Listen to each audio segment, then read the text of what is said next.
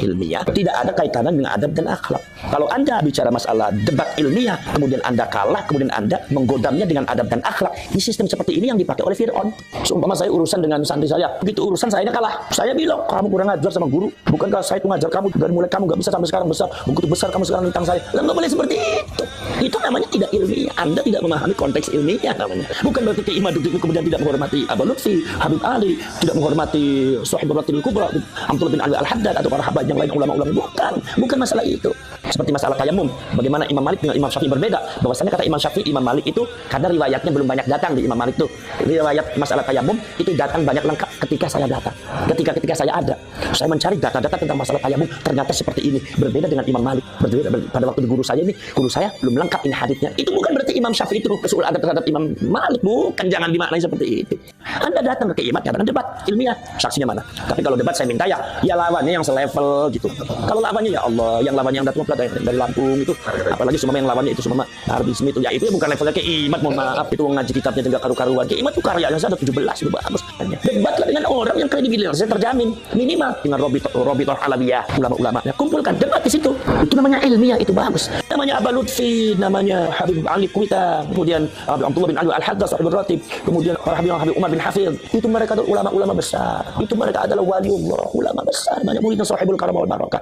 Tidak berkurang karomahnya walaupun semua nasabnya nggak nyambung. Walaupun menurut kajian ilmiah nasabnya nggak nyambung, itu tidak berkurang. Mereka tetap orang mulia, orang alim yang kita patut meminta barokahnya, meminta karomahnya, meminta fuyudatul ilahiyah, yaitu anugerah-anugerah dari Allah Subhanahu wa taala. Karena kemuliaan kaum Ba'alwi itu bukan terletak pada itu saja. Kaum Ba'alwi itu saya lihat sejarahnya itu ternyata banyak minal mutasawwifin, banyak kaum sufi. Maka rotib pun banyak tuh, rotibul hatta, sakron. Itu semua dari kaum Ba'alwi semua. Dan banyak itu orang alim dan banyak aulia, wali-wali. Habib Saleh Tanggul jadi waliullah, Habib Husain, Habib terus jadi wali. Banyak waliullah itu. Udah datangnya bermasalah, mereka dijadikan masyarakat strata nomor 2 setelah Belanda. Sementara masyarakat Indonesia ketika zaman Belanda dijadikan strata yang paling bawah. Jadi Anda jangan sampai di bawah sampai sekarang itu. Sekarang udah merdeka.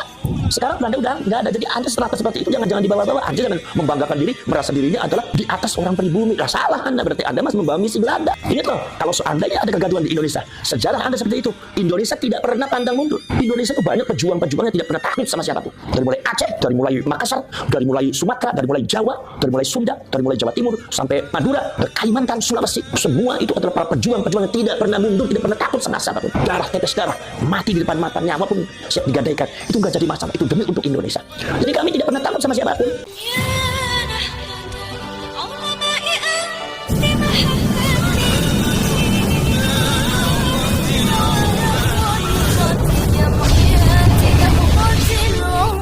Nggak boleh seperti itu. Jadi Anda jangan merancukan antara kajian hasil ilmiah dengan adab. Itu beda. Kalau Kiai Imaduddin yang saya lihat itu kajian ilmiah. Jadi kalau Anda membantah ya secara ilmiah. Kalau kajian ilmiah ternyata dapatnya tidak sesuai dengan apa yang sudah ditetapkan, nggak jadi masalah. Itu masalah ilmiah, masalah biasa.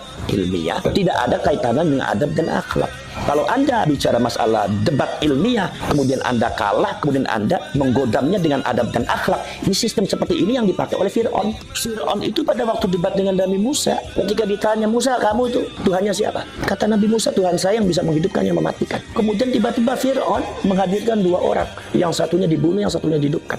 Kata Fir'aun, wa ana uhyi wa umit. Saya juga menghidupkan tuh, saya juga bisa matikan. Artinya kalau memang Tuhan kamu adalah menghidupkan dan mematikan, saya juga bisa. Akhirnya kata-kata Nabi Musa apa? Tuhan saya adalah Tuhan yang bisa memindahkan matahari dari timur ke barat dan mendatangkan bulan ketika malam dan melenyapkan ketika siang. Tuhan saya Tuhan yang bisa menggeser matahari. Di situ Fir'aun lemah, logikanya kalah, debatnya kalah. Lah Fir'aun baru menggodamnya dengan apa? Ya dengan kayak tadi, otoritas. Musa, kamu tuh kurang ajar. Bukankah kamu telah diurus sama saya dari kecil? Kamu kan diurus sama saya dari kecil. Begitu besar kamu kurang ajar sama saya. Boro-boro kamu terima kasih. Lah, Fir'aun itu merancukan antara debat ilmiah dengan otoritas. Ini bukan bicara masalah otoritas Nabi Musa itu menghormati atau tidak.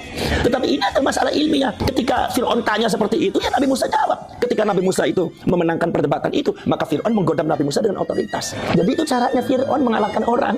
Jangan seperti itu. Seumpama saya urusan dengan santri saya, dan saya kalah. Saya bilang, kamu kurang ajar sama guru. Bukankah saya itu ngajar kamu dari mulai kamu nggak bisa sampai sekarang besar, begitu besar kamu sekarang tentang saya. Lah nggak boleh seperti itu.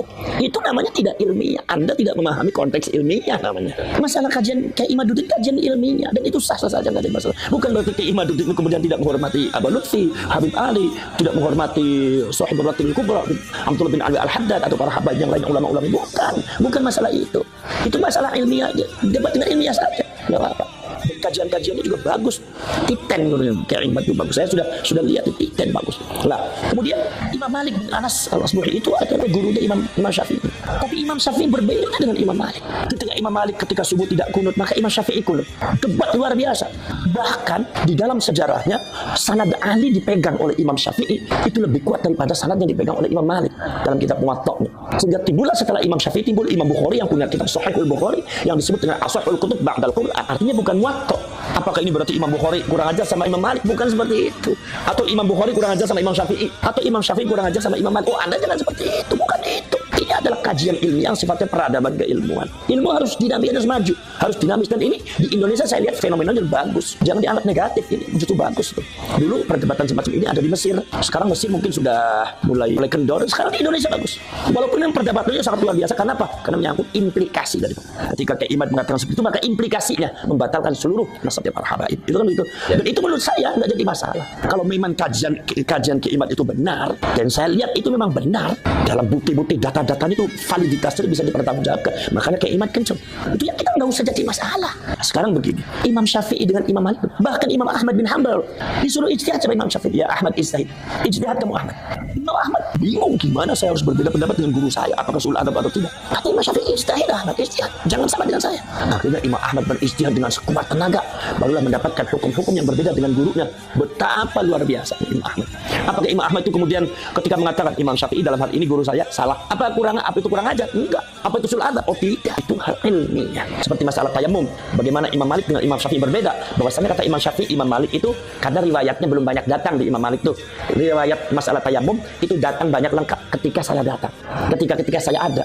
Saya mencari data-data tentang masalah tayamum, ternyata seperti ini. Berbeda dengan Imam Malik. Berbeda pada waktu di guru saya belum lengkap ini haditsnya. Itu bukan berarti Imam Syafi'i itu sul adab terhadap Imam Malik. Bukan, jangan dimaknai seperti itu. Ini bicara masalah agama. Ini bicara masalah konteks ilmiah. Jadi kalau Anda bantah saya secara ilmiah. Nggak usah dengan pakai narasi kebencian, kemudian juga dengan pakai podcast yang nggak benar. Anda datang ke Imad, nyatakan debat ilmiah. Saksinya mana? Tapi kalau debat saya minta ya lawannya yang selevel gitu.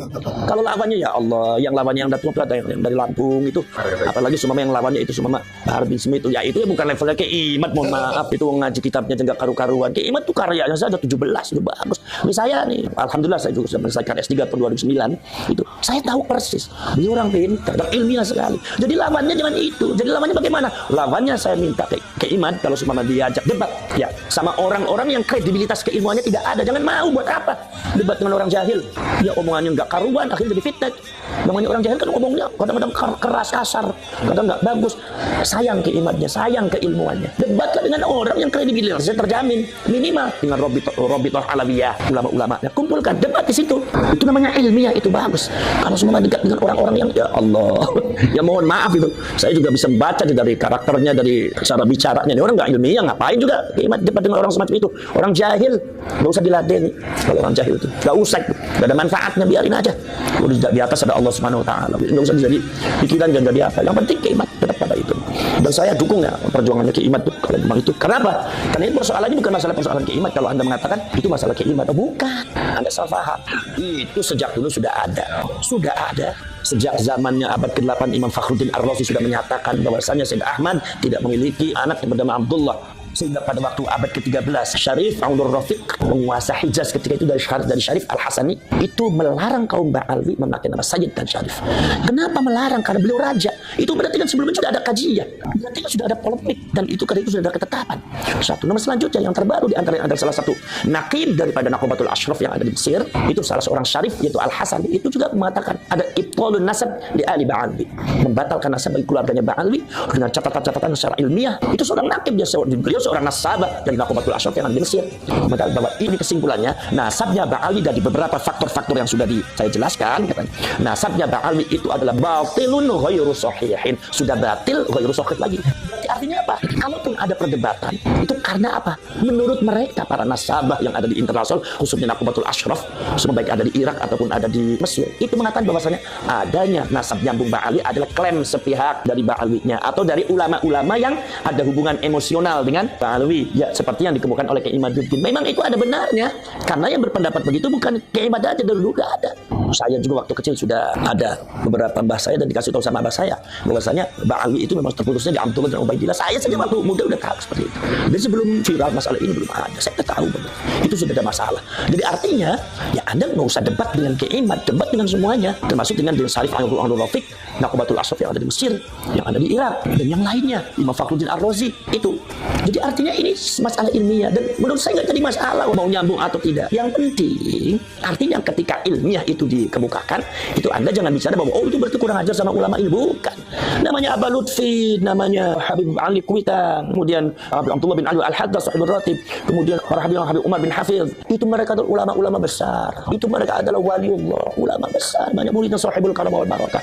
Tidak berkurang karomahnya walaupun semua nasabnya nggak nyambung. Walaupun menurut kajian ilmiah nasabnya nggak nyambung, itu tidak berkurang. Mereka tetap orang mulia, orang alim yang kita patut meminta barokahnya, meminta karomahnya, meminta apa? Fuyudatul ilahiyah, yaitu anugerah-anugerah dari Allah Subhanahu wa taala. Karena kaum Ba'alwi ini kalau seumpama dari segi nasab itu tidak nyambung, itu menurut saya nggak usah jadi masalah.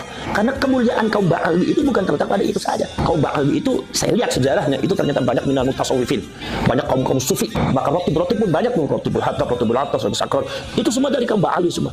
Dan banyak dari orang alim dan banyak aulia, wali-wali. Habib Soleh Tanggul jadi waliullah, Habib Husain, Habib terus jadi wali, banyak waliullah itu. Jadi artinya tidak akan berkurang. Nah, itu maka dari itu kita tetap menghormati Ba'alwi, ulama-ulama yang alim. Nah, tapi kalau ada oknum Ba'alwi yang kadang-kadang berbuat tanpa tidak ada sopan santunnya, tidak ada akhlaknya, baru itu kita harus dihentikan. Kalau nggak dihentikan ini bahaya.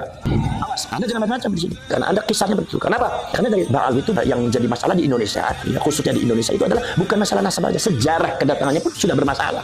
Bagaimana Habib Utsman bin Yahya Mufti Betawi yang digaji oleh Belanda, kemudian beberapa fatwanya banyak bertentangan dengan ulama-ulama yang sudah ada, bahkan melemahkan. Padahal beliau datangnya tahun abad ke-18, ya kan? Beliau datangnya baru-barusan dipanggil oleh Belanda, sementara ulama-ulama yang keturunan Wali Songo sudah ada.